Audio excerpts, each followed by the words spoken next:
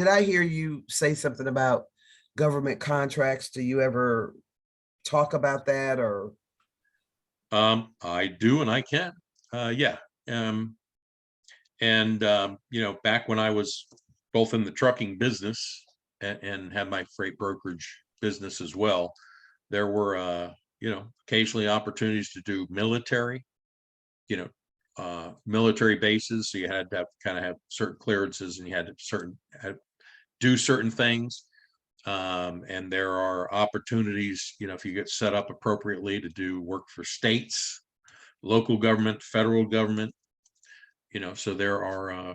I had a friend that used to haul rockets and missiles and things for NASA and the military. I mean, so there's not just your usual oversized, overweight loads. So there's some opportunities out there to Yeah, I'm do. in Texas, so I'm actually Yeah, in Houston. So yeah. Well, NASA's got a nice little base in Houston. So government's good. Government generally pays on time. You don't have to usually worry about not getting paid when your client's the government.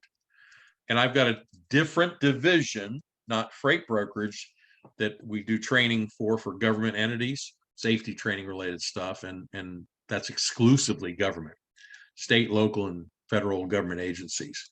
So I've done work with DOT, National Highway Institute, cities, counties, state agencies. and that's a separate entity that you have, or That it is, it's yeah, under it freight is. broker? Yep. But again, I did similar types of stuff within both the trucking business and the freight brokerage business. I mean, in general, I like doing business with the government because they always have funding and they always pay on They time. I mean, pay. I've never had a government agency stiff me. And rarely, unless somebody makes a clerical error, do they go beyond 30 days for payment. So yeah, I like that work. Can you send me some information about that?